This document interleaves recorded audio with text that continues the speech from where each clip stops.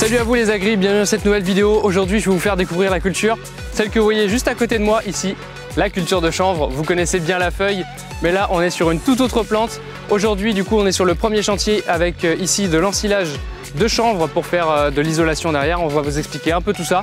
Et à la suite de cette vidéo, vous aurez du coup un autre chantier, cette fois-ci pour la récolte de la graine. Mais avant de commencer cette vidéo, n'oubliez pas de vous abonner à cette chaîne YouTube. Vous êtes encore nombreux à ne pas l'être et c'est le plus grand soutien que vous pouvez m'apporter, notamment pour que je puisse faire ce genre de vidéo. Donc n'oubliez pas de vous abonner à cette chaîne YouTube. Et sans plus attendre, c'est parti, bonne vidéo à tous.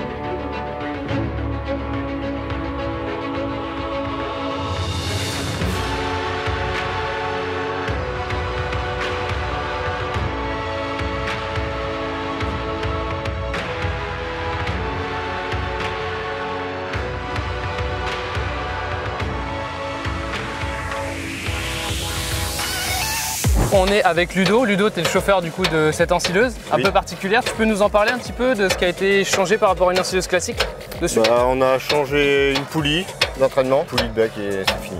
Ouais, c'est fini. Et après, du coup, le système de soufflerie qui a été retiré. Oui, on a rompu la soufflerie, enlevé la goulotte. Ouais. Donc là, en fait, tout le chanvre que tu ramasses avec ton cueilleur passe par le corps et il retombe en dessous. D'accord, donc il y a juste une découpe et puis c'est... Une découpe à 40 cm. Sur cette parcelle-là, le chanvre il est assez haut, c'est courant quand même sur cette culture-là?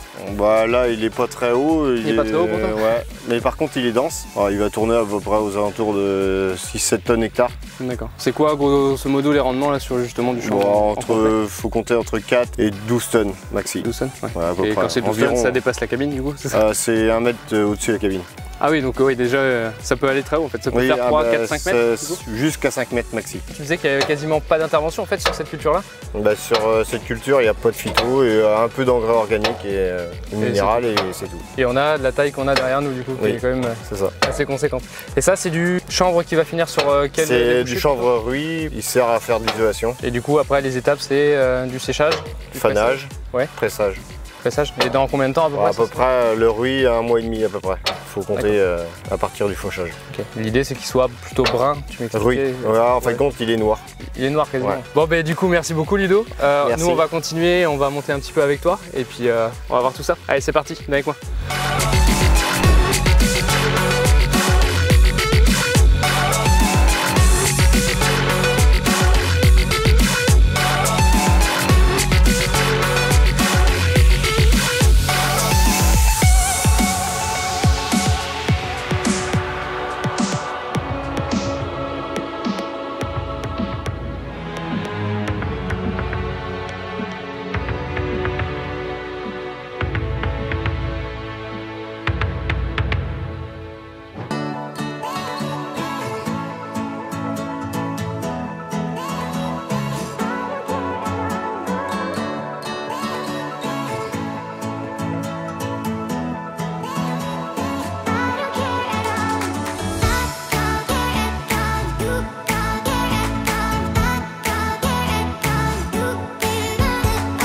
Allez ça y est, deuxième chantier, c'est parti pour la récolte de chanvre graine ce coup-ci.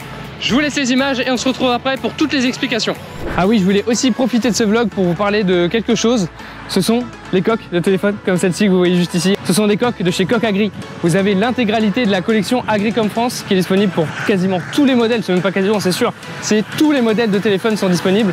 Vous aurez le lien en description et vous avez une grosse nouveauté qui arrive chez eux puisque vous avez des posters métalliques qui sont maintenant disponibles et vous avez aussi pas mal d'autres choses à découvrir sur Coq Agri. Donc c'est un partenariat que j'ai avec eux, c'est pas sponsorisé mais c'est un partenariat. Je voulais vraiment les remercier et puis les féliciter du boulot qu'ils font. que franchement c'est grave quali. Donc n'hésitez pas à aller les soutenir, le lien est dans la description. Et puis allez démonter la collection Agricom.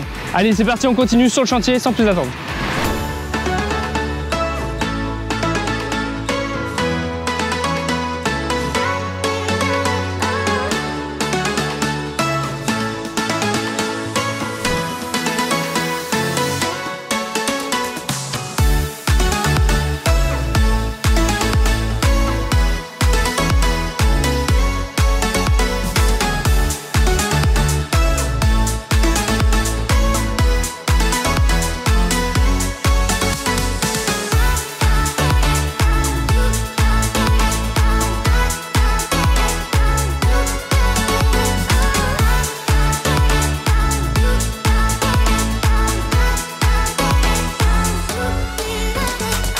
Bon, bien comme promis, me voici du coup sur le deuxième chantier. Donc on est quelques semaines plus tard, on est tout début septembre. Et ici c'est la graine que l'on va récolter, la graine de chanvre. Donc je me suis mis volontairement à côté de pieds qui était à peu près à ma taille pour pouvoir vous montrer. Donc la graine tout simplement, elle se trouve ici à l'intérieur des fleurs. Donc elles sont vraiment posées, on a l'impression qu'elles sont posées vraiment à l'intérieur. Et c'est cette partie-là qui va nous intéresser pour le chantier d'ici. Mais la paille évidemment ne va pas être perdue puisque on garde notre histoire de brin d'environ 40 cm pour après pouvoir presser du coup les andins. Donc sur ce chantier, déjà on essaye de pas se griffer les pattes parce que je vous garantis que ça griffe, c'est un truc de malade. Donc sur ce chantier, comme je vous disais, on a deux machines assez particulières. Donc on a tout d'abord cette benne. Vous allez me dire pourquoi il y a un groupe électrogène devant le tracteur sur la benne. Tout simplement parce qu'en fait la benne a été modifiée et équipée d'une soufflerie. Cette soufflerie, elle va permettre du coup de sécher la graine en permanence. Et la soufflerie, elle est en fait en double fond. Et en fait tout le bas de la benne, il y a une soufflerie à l'intérieur du coup pour pouvoir sécher les graines au-dessus. Autre modification du coup sur cette benne qui est un peu particulière, la vis à l'arrière. La benne se vide directement dans des caissons pour partir directement à la coopérative. Sachant qu'il faut environ 15 hectares pour remplir la benne. Ça n'a pas un rendement qui est exceptionnel le chanvre. Donc ça suffit en benne tampon le temps que du coup les caissons viennent et que tout ça soit ramassé. Deuxième chose un petit peu particulière sur ce chantier, c'est la batteuse. Vous l'avez vu sur les premières images, on a une batteuse de Tzfar, donc batteuse déjà très peu courante, avec en plus un cueilleur un peu style cueilleur à maïs pour une ensileuse, un cueilleur d'ensileuse Kemper. Sachant qu'il y a quand même quelques modifications.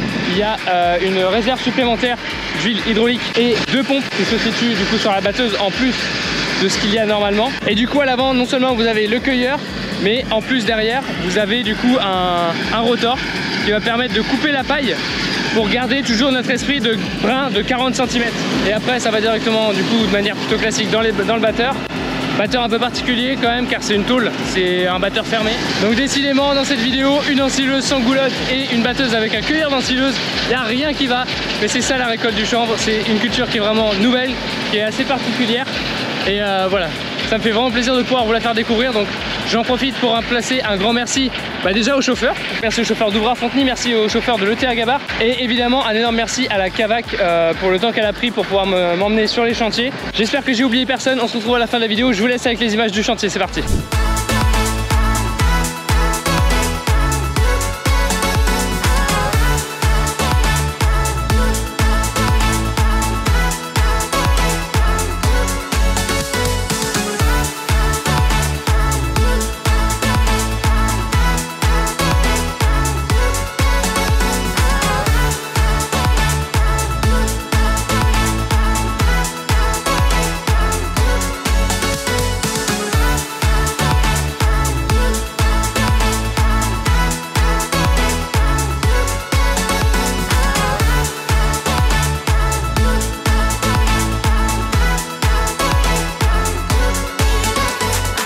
Et bien voilà, cette vidéo touche à sa fin. Merci beaucoup de l'avoir suivi jusqu'au bout. N'oubliez pas de vous abonner à cette chaîne YouTube si ce n'est pas déjà fait, de la commenter pour me dire ce que vous avez pensé de la culture et de ces machines assez particulières.